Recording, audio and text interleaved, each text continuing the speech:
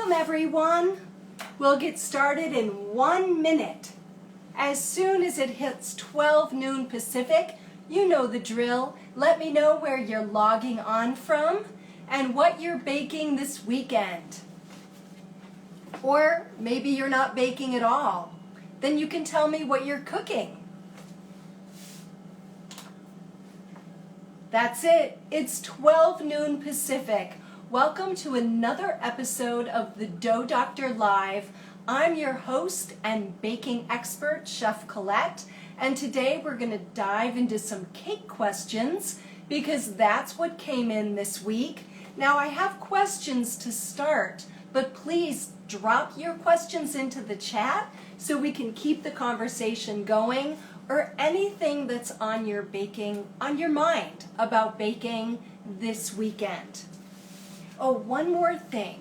So we're in the dog days of summer, right? Woof, woof! Totally the dog days of summer here. So I want to know, are you thinking about your baking goals for fall yet? And if you are, what are they? I want to know. All right, great. Let's see. Awesome. Ciao, Leo. Leo's in from Milan. Chef Daniel's here too. And I saw Chef Wendy. I see Patty. It's great to see you guys. It's great to see all of you. All right, let's get started with the questions. So as I said in my intro, lots of cake questions and panicky cake questions this week. Not calm ones, but panic ones. So the first one that came in was, Chef, my Swiss buttercream is too soft. What do I do? Now, this one can happen a lot. And it happens in warm temperatures all the time. So it really got me thinking. But right off the bat, the reason our baker's buttercream was soft when she was mixing, like it turned to buttercream soup, now there's a visual for you, was because of temperature. So when we're making a Swiss or Italian or French buttercream, and really quick, Italian buttercream is egg whites and hot sugar syrup, 240 degrees. Swiss buttercream is egg whites and sugar cooked to 150 over a double boiler. And French buttercream is that 240 hot sugar syrup poured into egg whites. All right, for all three of those, we need to make sure when we're whipping either the egg whites in the sugar or the egg yolks in the sugar, that before we add that butter, it's nice and cool, like it needs to be. If you were going to take its temperature with one of these bad boys, it would be at 90 degrees. 90 degrees, you could start adding your butter. Even a little lower in the 80s would be better. Another problem is that the butter can be too soft. So for demo today, I made a batch of lemon curd. And I put my butter out onto the counter like for an hour, and I came back and it was super soft, almost too soft to use. How do you know when your butter is too soft to use? You guys probably know this answer because I say it often. When it's shiny. If your butter is shiny, then guess what? Soften more butter and use the butter that's too shiny and too soft for cooking. Putting it back into the refrigerator is not going to help it solidify enough to be like great for emulsifying or for creaming method. Okay? And I'm just checking the chat. Patty is baking. She's just made some mini cheesecakes for a bridal shower. That sounds fun. Certainly it's that wedding season. Chef Daniel's made an apple pie with frangipan. And that's it for our baking this weekend so far. But please, if you're baking, let us know what you're baking. And don't forget to tag me in the bakes. I don't see her on here, but Emerald Cupcakes Los Angeles, she's usually in the audience. You should check her posts out. She made the most adorable Sesame Street cake this week. So Emerald, if you watch on the archive, I wanted to give you a shout out for that beautiful cake. All right, so let's wrap up on the warm buttercream. Make sure your butter's not too soft and the egg mixture is not too hot. You can, and I know my pros in the audience know, you can rush it by adding colder butter to your buttercream and praying to the buttercream gods that it all works out. But I recommend use that instant read thermometer, get that egg mixture to at least 90, maybe even a few degrees lower, and then start throwing in that butter. And I have to say, throwing butter into a mixer can be a very satisfying experience. All right, so that was it. The next question was, my cake came out gummy. What happened? So this is about the cake, not the buttercream. Gummy texture in a cake. What's going on? It was across the board. A gummy cake texture is under mixing. So what we want to do, and our home mixers, with the exception of Breville came out with a model a few years ago that had a timer. They don't have timers. And the reason they don't have timers is because it's one more thing to break. So what we have to do is just grab our phones or grab your tried and true kitchen timer and time it. If the recipe says cream for 3 minutes, set a timer for 3 minutes. And if you stop the mixer and scrape down, you have to include that stopping. If stop your timer when you stop and scrape down, and then start your timer back up again. All right? I remember teaching on ground students under mixing because they would not count that. They'd keep their timers going when and include that scrape down time, which can take a while. If you have an OCD moment, that can take quite a while. All right. So not that that's a bad thing. So gummy cake texture under mixing. Also, make sure for cakes you sift. None of this whisk business. That can work for cookies, that can work for muffins and more casual bakes, but not for our cakes. And certainly don't ever take that shortcut when you're using cake flour. Cake flour has the most starch of any of the flours, and it will clump, settle weird, and that can also be a cause of gummy cakes. But usually it's shorting that mixing time. All right. Our last cake question is, can I use, and it's not cakes, can I use active dry yeast in my croissants?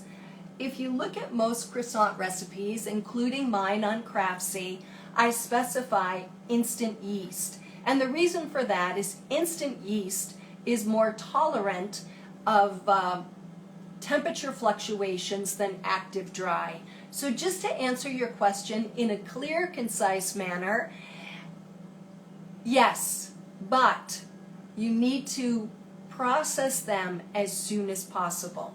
If you make a croissant dough with active dry, it's not one you would throw into the freezer for a month, because you'd lose about 20% of the life of the yeast, because active dry is not tolerant of temperature fluctuations. But a little chilling necessary for croissants, for completing your turns and doing your shaping.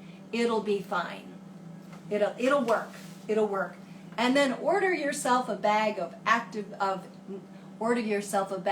instant yeast so that you have it on hand, because bakers, instant yeast goes for everything. All right. Last question that I have in the queue is about stabilizing a buttercream in warm temperatures. So another cake question, I know, but it's just that season, right? It's Patty's making mini cheesecakes for a wedding. So yeah, weddings, weddings, weddings, which is fun. So how to stabilize a buttercream in warm weather. And let's face it, with the planet getting hotter, this is might be something we'll be looking at for a while, not just the next couple weeks. So what you want to do, and bakers, please don't freak out. What you want to do is you want to remove 25% of the butter and add a good quality emulsified shortening, like Crisco, or even if you want to bake organic, one of the like Spectrum organic shortening. And that will stabilize your buttercream. This baker told me the whole story. She's doing a wedding cake that's going to be in an indoor-outdoor venue, and my heart just dropped because I know how that is. Years and years ago, I managed summer weddings on the beach in Malibu for a restaurant called Sunset, and actually Chef Daniel was the executive chef of that restaurant, and he's in the audience, so he remembers the drama and trauma of summer wedding cakes. So you do want to stabilize that buttercream. It's really important. And as a matter of fact, I'm going to create a post for you guys to help you with that.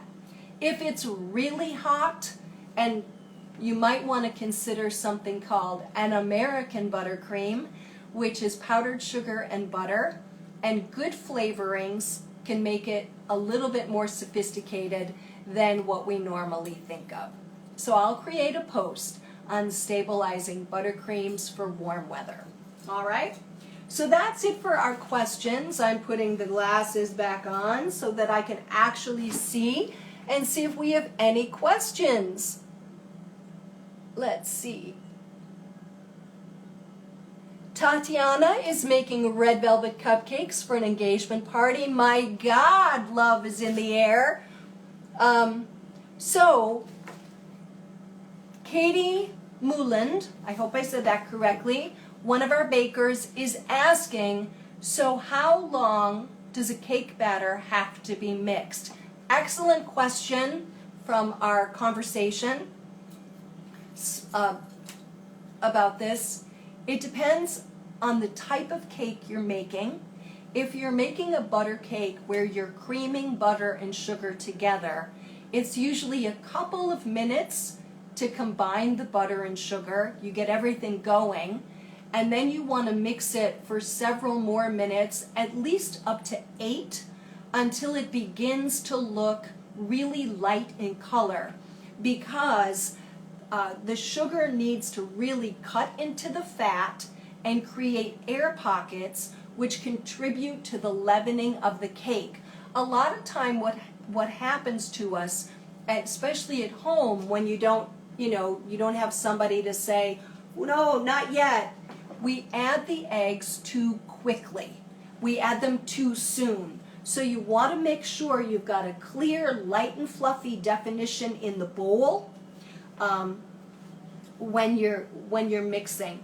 And what's making that butter lighten is the sugar's creating air pockets in that wall of butter, and light reflects differently the bigger the air pockets are. So the whole reason for light and fluffy is nothing more than you're creating larger air pockets, which will contribute to the rise of your cake, and the light in the room is reflecting differently off of it.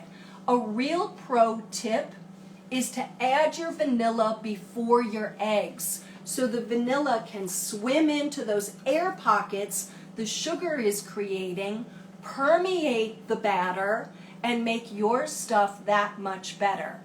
Those of you who've been in my classes in culinary school in the audience, or who have watched my classes on Craftsy, I always teach this. I learned it from Chef Albert Kuman, who was probably the best baker of the last century. Maybe this century. He was so amazing. But, you don't have to share that with anybody, but trust me, when you're creaming your butter and sugar together, throw in your vanilla, throw in your zest at that point, and your stuff will be that much better. All right, so let's see. And then Tati has a question about cream cheese buttercream frosting. Yes, that will work for cream cheese buttercream frosting, which can be nightmarish in warm weather. So that's 25% of the overall sugar. Tati, you can DM me if you want to work out a formula. We can do that. All right, everyone. So that's it for questions for right now. Okay? Oh, one last thing about cake mixing. So there's butter cakes, and there's also, I have to mention, high ratio cakes. And that's that weird method where the fat and the flour and the sugar are mixed with part of the liquid, and there's always set times. If you read like the Cake Bible by Rose Levy Berenbaum or any credible baker on the internet, there'll be a real clear time. You want to follow that time, or else, let's just leave it there, or else the results will be less than spectacular. Okay? All right, you guys. Now, since there's no more questions, I'm going to sail into demo. And today we're going to finish the pavlova. But first, next week's demo is going to be a semifreddo. I'm going to teach you how to make ice cream without an ice cream maker. Since we're in these dog days of summer, and I have the feeling that not all of you want to turn on the oven, next week we're going to do a frozen dessert. Semifreddo means semi-frozen. Semifreddo. Have to get the pronunciation right. So, because of that, and to tie into today's demo, I'm going to do a quick demo on how to whip chantilly cream, or sweetened whipped cream, because you're going to need it for today. Well, I'm going to need it to finish the demo of the pav, and then you're going to need it. You're going to need to know how to do it when you make the semifreddo after next week's demo. The semifreddo is to die for. I did not feel safe with it in the kitchen, like it was just one of those things you just want to go back and back and back, like one more bite, one more bite, one more bite. And our flavor is going to be, wait for it, Nutella. All right, so that's enough of next week's preview. So yeah, I'm going to whip the cream by hand. I have a cold bowl in the, well, it's not cold, you guys, it's frozen. And we're going to use a balloon whisk, but you're going to use whatever whisk you have. And yes, you have my permission to use your mixers, of course. I threw my whisk in the mixer.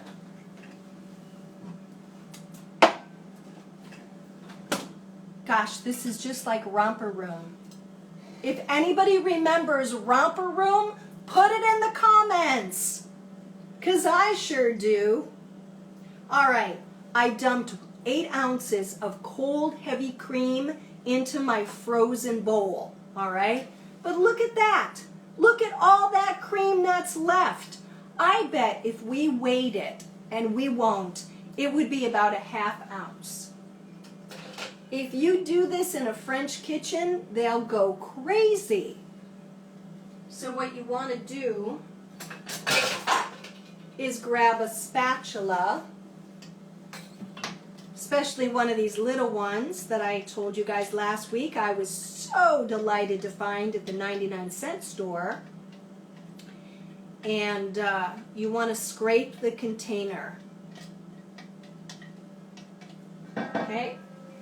All right, now on deck, so the ratio, now everybody likes their, you might like your whipped cream less sweet, that's okay, that's totally fine. But the old cordon bleu ratio, it is burned in my brain, was 8 ounces of sugar to 1 ounce of powdered sugar, which I sifted, and 2 teaspoons or 8 grams of vanilla extract. So what we want to do, now you'll see recipes for chantilly cream with granulated sugar, but powdered sugar makes it smoother. And again, any sane person would use their mixer. But I'm just going to go at it.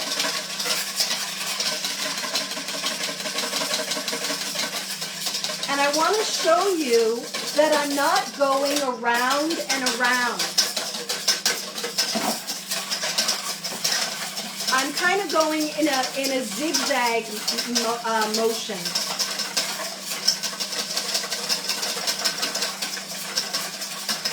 It's thickening up already.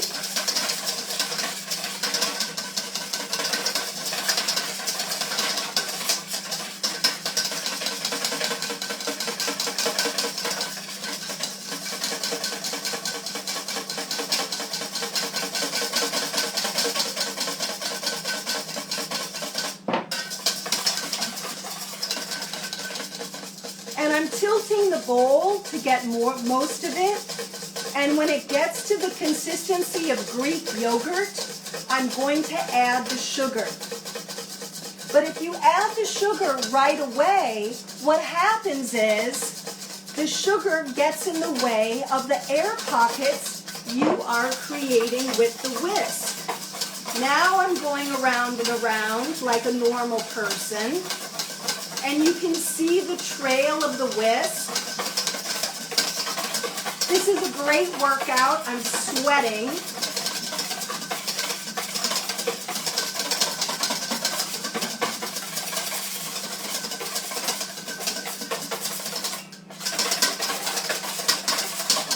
Again, Greek yogurt consistency. See, look at it.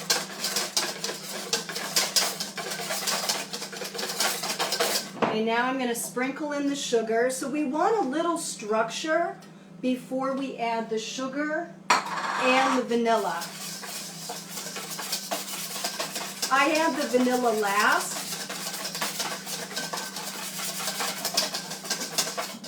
Again, use your mixers, but it's good to make it at least one time by hand so you kind of understand what's going on. It's also about a great workout. I would say that's 8 grams. Ooh, it smells wonderful. Now the recipe for the pavlova is already on the website at bakingwithcolette.com under recipes and blog posts. Alrighty, look at that. Woo! Alright, you want to be able to do this, okay? But you want it to look smooth and pretty, no jagged edges. And yes, I have a comment from Chef Daniel. You can use, and I never say that right, you can use one of those pressurized bottles like Starbucks uses. If you have one of those, totally fine. But now you know how to make it by hand, you know how to make it modern, you know how to make it in your mixer. Just don't over whip it because you'll turn it into butter. All right, so this is done and it looks and smells wonderful. So I just need to get, you know, I did get a little carried away, but who cares? That's all right. I'm going for the lemon curd. I have a beautiful batch of lemon curd. Now, here's the thing. If you decide to make a pav for a lovely warm weather dessert, showcase summer berries or summer fruit, peaches, mangoes, kiwis, whatever's going on, plums would be really sexy. You can make a beautiful plum compote and fill a pav with that. It's totally up to you. Once you learn technique, you are the pastry chef in your kitchen. So that's it. I have some pretty pavs here. Now, I have made so many of these in the past couple of weeks that I've just gone completely off the rails. This one I kind of did with a little indentation because I thought it might be kind of fun to hide the lemon curd inside the pav. All right. I also have some kiwi as a nod to New Zealand and Australia. I have some fresh raspberries and blueberries. Quick note, because you guys, you may or may not know that unless you're buying organic, you probably want to wash your berries, and you probably already do. But berries absorb water like crazy, so you want to wash them very close to your finishing and then dry them as thoroughly as you can. All right? Okay, so now, you know what? I'll do two. I'm going to spoon a little bit of this. Look at this. Oh my God, I wish you were right here. I could just spoon this into your mouth. It's so fabulous. This lemon curd. Just a little bit, in just a spoonful in the bottom. And again, we discussed curds at length last week. So you can use whatever kind of curd you want, or none, or a compote, or whatever. But just to keep the learning at a high level, I want to show you some options for piping the cream, the chantilly cream, or crème chantilly, as would be the correct French pronunciation. I just want to quickly show you. I know you have a ton of piping tips in your baker's pantry. So you could use something like this, which is an open French star tip. You could use a regular open star tip. You could use a closed star tip. And if you have one of these Saint Honoré bad boys floating around, you could use that. This one doesn't get used very much. We got to figure out more ways to use this. Well, I'm going to be kind of normal today, and I'm going to use a closed star tip. So I'm going to drop this in my bag. Score 1/2 inch from the base of the tip. Score, score, score, score with my scissors. Pull, and then I never, ever, ever, since I was 18 years old, have ever cut a bag too big. All right, so now we have our perfectly whipped cream. Oh, BTW, you could do this ahead, stick it back in the fridge, and if it gets a little weepy, grab your whisk and just give it, just whisk it again.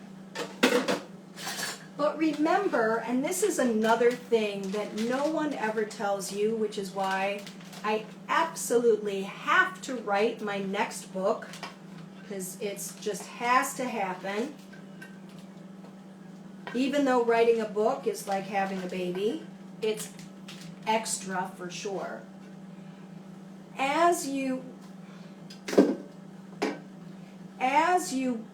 push the whipped cream through the bag, or even if you're making pretty spoonfuls or dollops of it, as you're manipulating it, it will continue to develop. So you'll look at it, it'll look perfect in the bowl, or maybe just a little bit, you'll be like, gee, maybe I should have stopped 15 seconds ago.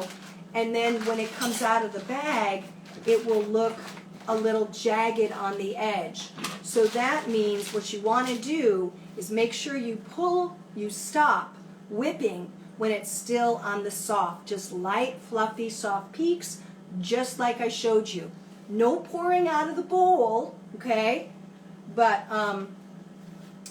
enough for it to hold. You don't have to pipe. You can totally plop. But I love to pipe.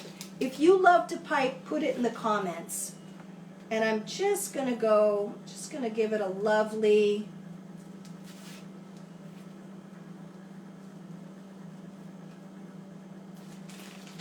okay?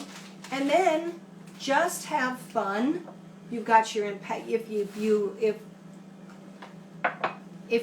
you can wear gloves. My hands are impeccably clean. I have washed them 45 times this morning. And you're just going to decorate with some lovely fruit. And if you want the fruit on the inside, totally fine. Here, let me put this so you can see. Now, unlike a fresh fruit tart, this does not get glazed. The fruit is au naturel, as they would say. I mean, you could glaze it. Maybe if you're in business and they're going to sit in a pastry case, but you don't have to. I'm going to actually, my raspberries are huge. So I'm going to just cut them like that. Gives a little bit of height. It is a pavlova, by the way. It should be like airy and expansive and, you know, gorgeous. Because she really was. You know, in this whole pavlova adventure we've had this summer bakers, I've done a deep dive in researching her. She didn't age. She was really gorgeous. Anyway, the whole point with this, and I'm almost done and I can send you back to your kitchens, is to have fun and just enjoy. People will be so impressed. You could absolutely just serve this at your next, pull these out at your next, even like a bar casual function, and people will go crazy. You can drop things too. And there we go. All right. Now the one thing that does kind of make them pop, I don't want to lose anything here. You want to make sure that the fruit is, stick it in that cream if you're going on the outside. This little guy is sad. Culinary tweezers, awesome. Some of you may have these in your baking kits for making sugar flowers. I don't know, just thinking. And then the very last thing you can do, this is a container with powdered sugar. You can just powder. I'm not a big fan of like powdered sugar everywhere. It's not very professional, but a little pop can be sexy. So that's it. Look at these. I'm going to pick up the little one because I think it might not fall apart. Look at the beautiful pavlovas.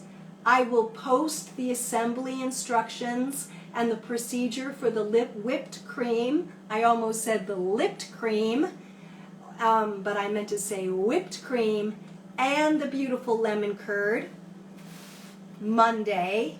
And then next week we will make semifreddo. Thank you so much for joining me. Let me just, yep, everybody loves to pipe. Yep, it's fun and it makes everything look so pretty. Anyway, join me next week for semifreddo. It was great to see all of you. Please don't be shy. Tag me in your bakes and send me your questions. And get back to the kitchen and start baking or just enjoy your Saturday. Bye!